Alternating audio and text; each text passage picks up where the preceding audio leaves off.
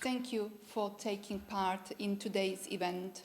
The objective of each is to shed the light on the extent of our current understanding of femicide in the context of Montenegro and against the backdrop of the ongoing international discourses on the subject. Violence against women takes many forms, with femicide or killing of a woman and girl because of her gender being its most extreme manifestation. Globally, an estimated 736 million women aged 15 and older, or almost 1 in 3 women around the world, have been subjected to intimate partner violence, non-partner sexual violence, or both at least once in their lifetime. The Global Femicide Watch initiative indicates that among the victims of all intentional killings involving intimate partners, more than 80% of them are women. Latest available data of Eurostat from 2015 show that incidents of femicide in Montenegro per 100,000 women is close to 1 woman. For almost 2 years now, the COVID-19 has dominated our lives as well as the public discourse and agendas. Nevertheless, the COVID-19 pandemic and its impact continues to overshadow the pandemic of violence against women and girls in all its forms and undermines the urgency of this issue. And this is of big concern to us, mainly for 3 reasons. Firstly, the existing system to prevent and protect women and girls from violence got tested and had to cope with new contexts and challenges posed by COVID. Secondly, we know that economic hardship due to unemployment or challenges of making ends meet are contributing factors driving gender-based violence, including femicide. Thirdly, the killings of women and girls by their partners are rarely isolated incidents that happen suddenly and unexpectedly. Yet, they are often a final act of recurring violence that was not adequately recognized and prevented. And what's even more, they are often culturally and socially rooted, accepted as inevitable, many times tolerated, and justified over a long period of time.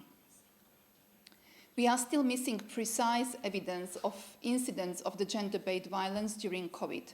However, if applying risk-informed approach in times of uncertainty and factoring all 3 above-mentioned drivers, under the current circumstances of prolonged COVID, it is safe to assume that the likelihood of incidents of gender-based violence, including femicide, are on the rise. Hence, with the event today, we would like to start the journey of all involved in the system of prevention of the gender-based violence and protection of its victims towards better understanding and detecting so-called tipping points, the factors, if occurring singularly or combined, that lead to the most extreme forms of the gender-based violence and femicide. The vast majority of femicides are preventable. Understanding that gender-based violence is about the interplay between power and control and deeply rooted in social norms and prejudices about what is acceptable behavior for women and men, especially in patriarchal traditions. We have learned that at the times of broader societal movements, at the times of major political events or reoccurring or prolonged crises, the human rights are often at stake, including women's rights that were once taken for granted.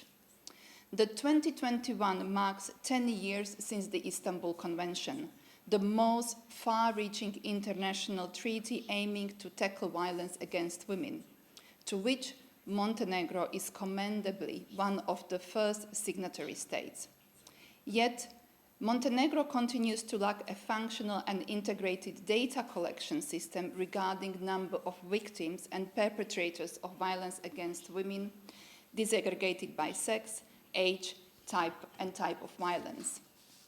In 2015, United Nations Special Rapporteur on Violence Against Women called for the establishment of femicide observatories, which should collect data and analyze all femicide cases, including related court decisions, in order to identify the gaps in the intervention system, criminal justice and criminal procedure systems, as well as risk factors which can protect women and girls from getting killed.